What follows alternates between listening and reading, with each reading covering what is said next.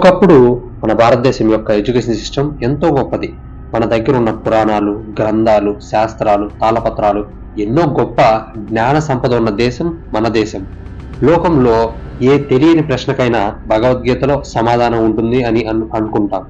మన జ్ఞానం తెలుగు గురించి తెలియాలంటే ద్వారక, కోనార్క్ టెంపుల్స్, పూరి జగన్నాథ్ ఆలయాలు మరియు కైలాస్ టెంపుల్ ఇలాంటి టెంపుల్స్ అనే స్ట్రక్చర్స్ ని వాటన్నిటిని చూడండి.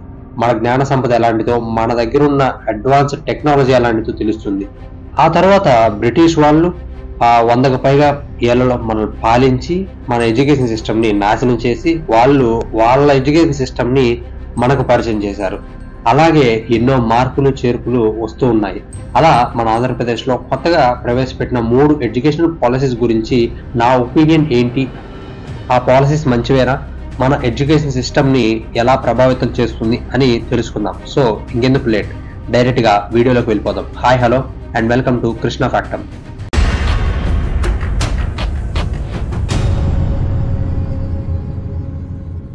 First one, inter first year exams cancellation గురించి. నిజంగా చెప్పాలంటే దీంట్లో పాజిటివ్స్ ఉన్నాయి మరియు నెగిటివ్స్ కూడా ఉన్నాయి. ముందుగా పాజిటివ్స్ గురించి చూద్దాం. ఒకవేళ ఫస్ట్ ఇయర్ ఎగ్జామ్స్ లేకపోతే స్టూడెంట్స్ అందరికి కూడా competitive exams like JEE, EAMCET, NEET లాంటి ఎగ్జామ్ కి చాలా టైం దొరుకుతుంది. ఇంతేకాదు ఆ మార్కులు ఇచ్చే వాటిలో కూడా కొన్ని చేంజెస్ తీసుకొచ్చారు.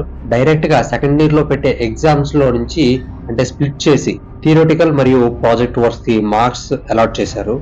ఇది ఒక గుడ్ మూవ్ అనే చెప్పాలి. బట్ ఫస్ట్ ఇయర్ ఎగ్జామ్స్ తీసుకున్నప్పుడు కాంపిటేటివ్ ఎగ్జామ్స్ మాత్రమే కాకుండా చాలా టైం ఉంటుంది. Education boards like Karnataka education board చూసుకుంటే PCMB, PCMC అని 2 బ్రాంచెస్ ఉంటాయి. అంటే basic programming knowledge, system design, problem solving and operating system మీద ఒక బేసిక్ నాలెడ్జ్ అనేది ఇంప్లిమెంట్ చేస్తే next when they join in engineering it will be very easy for them. They should have implement these 2 అని నా అభిప్రాయం.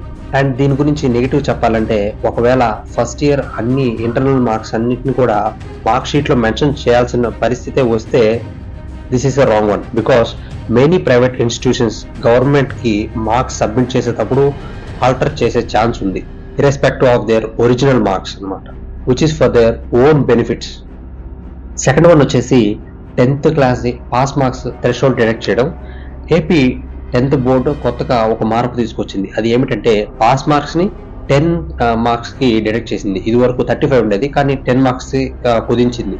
కానీ అది అందరికి కాదు, కొన్ని లిమిటేషన్స్ ఉన్నాయి, వ్యక్తులకు మాత్రమే. అది ఎవరైతే మేధో వైకల్యం అంటే మెంటల్లీ డిజేబుల్డ్ ఉంటారో వారి పాస్ మార్క్స్ ని 10కి కుదించింది. ఎస్, ఇది గ్రేట్ మూవ్ అని చెప్పాలి. బాగా అంటే మెదడు బాగా అన్ని ఉన్న వారికి మరియు మెంటల్లీ డిజేబుల్డ్ ఉన్న వాళ్ళకి పాస్ మార్క్స్ ఒకటే పెట్టడం సరికాదు, ఇది తగ్గించడం great move. Yes. Third one వచ్చేసి no bag day on Saturday.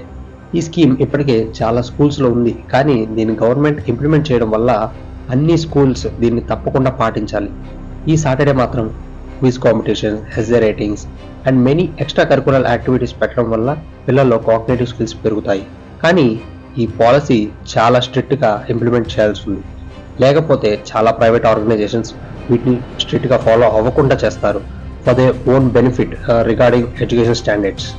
So అంతే ఫ్రెండ్స్, ఏపీలో తీసుకొచ్చిన ఈ 3 పాలసీస్ లో మీకు ఏ పాలసీ నచ్చింది, ఏది నచ్చలేదో ఖచ్చితంగా కింద కామెంట్ చేయండి. ఇంతవరకు చూసినట్లయితే ఈ వీడియో మీకు ఎంతగానో నచ్చింది అనుకుంటున్నాను. ఒకవేళ మీకు నచ్చినట్లయితే లైక్ చేయండి. అలాగే ఇలాంటి కంటెంట్ అసలు మిస్ అవ్వకూడదు అనుకుంటే మాత్రం సబ్స్క్రైబ్ చేసుకోవడం మాత్రం మర్చిపోవద్దు. That's all for today. Thank you for watching.